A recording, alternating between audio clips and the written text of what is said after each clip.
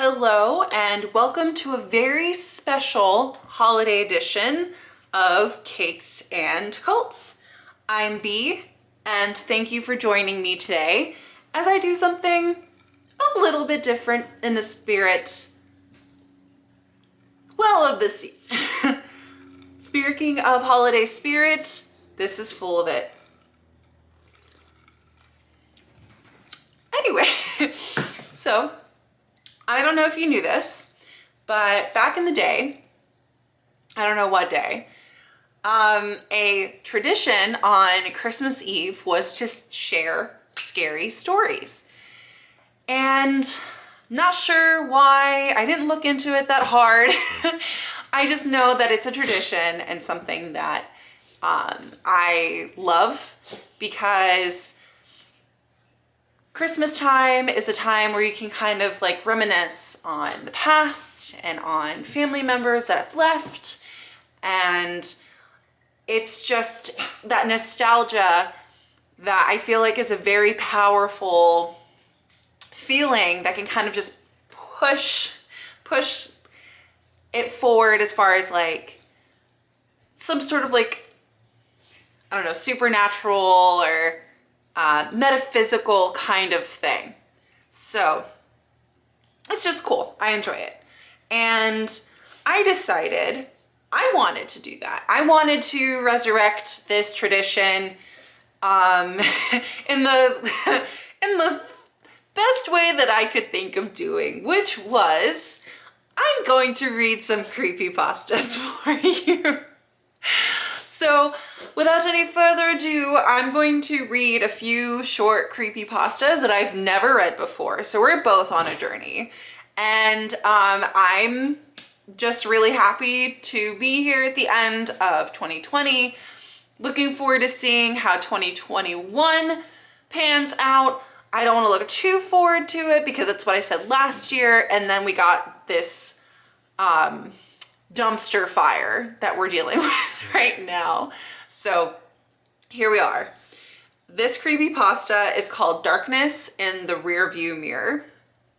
In the summer of 2013, I found myself driving home alone on Highway 902 from a party. It was almost midnight, and needless to say, it was pitch black. As was usual at night, I was on edge. I had the radio off, and I could hear nothing but the muffled roar of tires on pavement and the dull hum of the engine. I stole a glance into the middle rear view mirror and saw nothing but darkness through the back window. I know that I looked backward and saw nothing. I'm sure of it. Just the seemingly endless blackness of the night. I remember it so clearly because not 10 seconds later, a car passed me to the left. Headlights on. I had one of those sudden adrenaline rushes, like when you think you see a person outside your bedroom window when it's just a tree, or when you start awake at night with the feeling of falling. 10 seconds earlier, nothing had been behind me. Suddenly a car. I drove the rest of the way home shivering, knowing something was off. The next morning, I found 2 sets of scratches near the back of my van.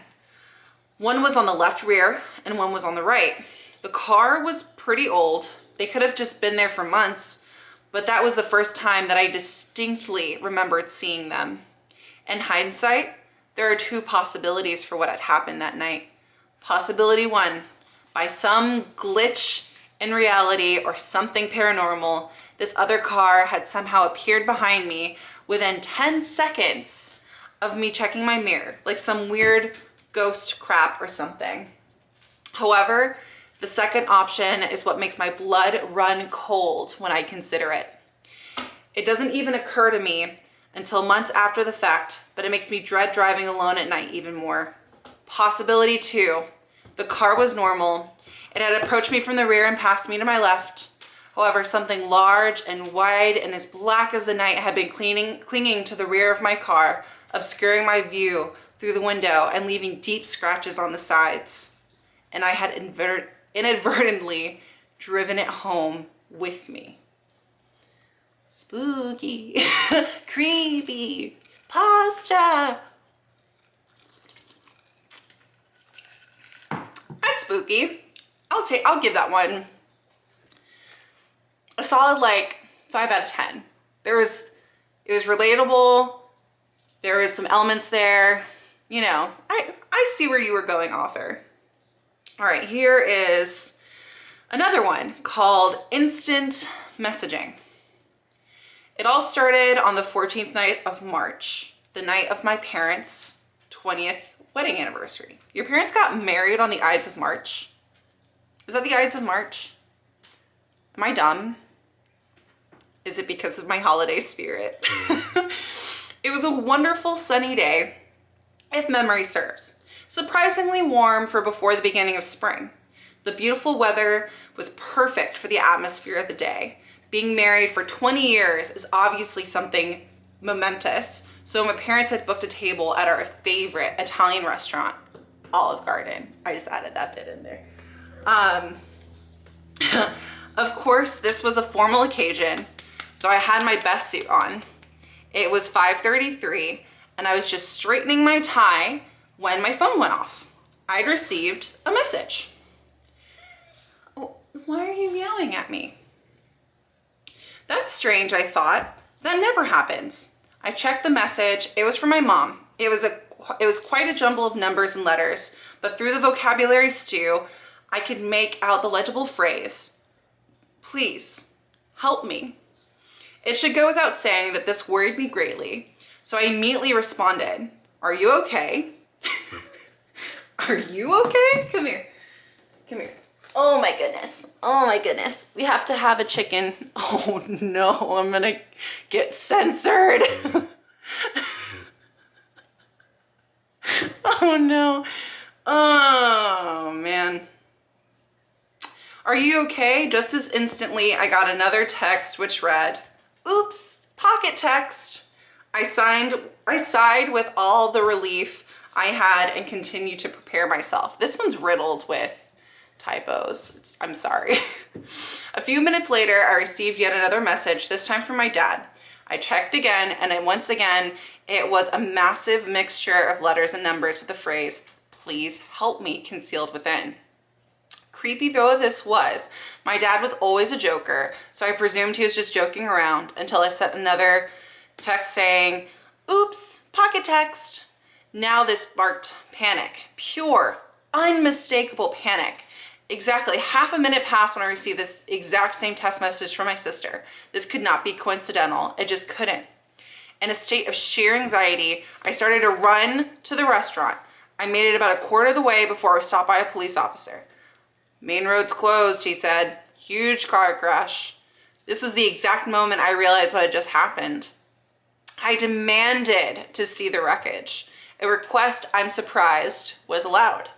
When I got there, it wasn't the remnants of the car that caught my eye, not the flames billowing from the destroyed vehicle. No, I was horrified to see the lifeless corpses of my mother, father, and sister. I asked for the estimated time of their deaths.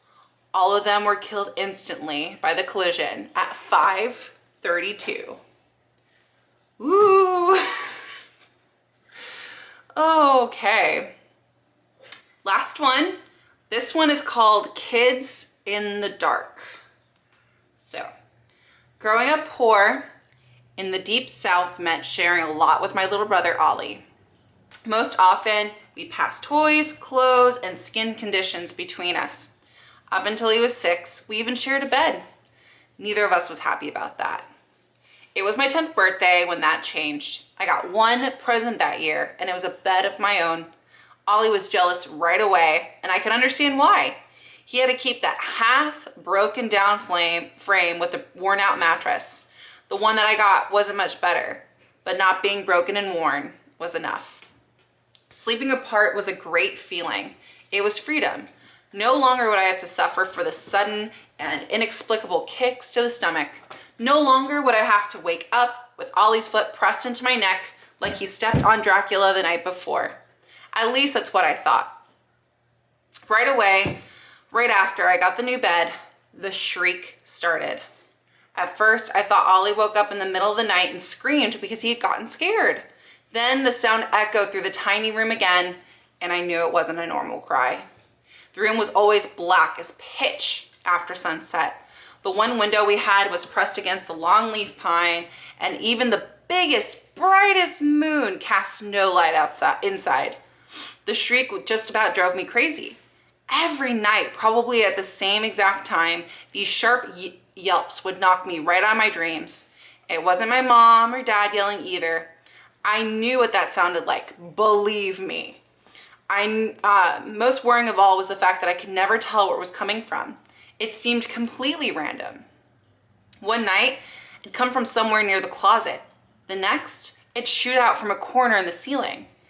Any hope I'd had of having my own space would get dashed every time, as Ollie would silently slip into bed with me, shaking like crazy. He clasped onto me and wouldn't let go until it was almost daybreak.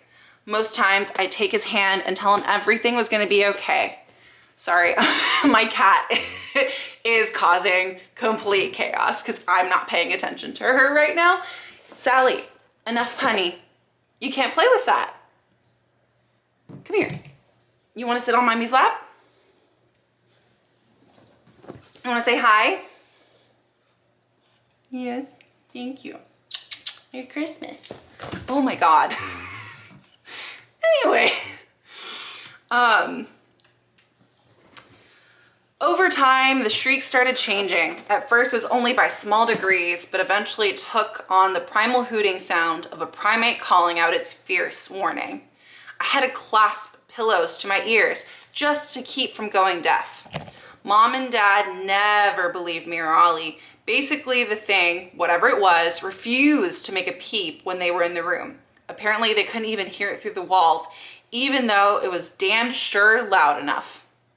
The shriek just got worse and worse until I felt like I couldn't take it anymore. Me and Ollie were doing really bad in school, and we just had no energy at all. I could sleep more deeply with my head propped up and eyes open in the middle of class than in my own room at night. Then, thankfully, we moved out of the house nearly a year later. Wow, nearly a year later. I had contemplated all sorts of things, even a child's clumsy concept of suicide, to get away from the horrific nightly noise. There was no problem at the next house. It was a nice white cookie cutter home on a dead-end street, and I welcomed the normalcy. What's more, when we moved in there was a bunk bed waiting for me and Ollie. No more broken bed, no more second bed I ended up having to share anyway. The only problem was deciding who'd get the top bunk. I told Ollie I deserved it. After all, I'd gotten a new bed way back, and he ruined it by climbing in every night. What? He shook his head. I never did that. I had always wondered why the noise stopped the second I was sharing my bed. Now, I had the answer.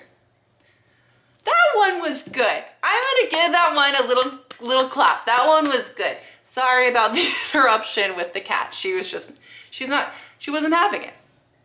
So, on this Christmas that is unprecedented of all Christmases, let me wish you and yours a happy holidays, a safe holidays. Please stay safe. Gather in very small groups if you have to gather at all. Make sure you're tested. You know, do your best to be safe.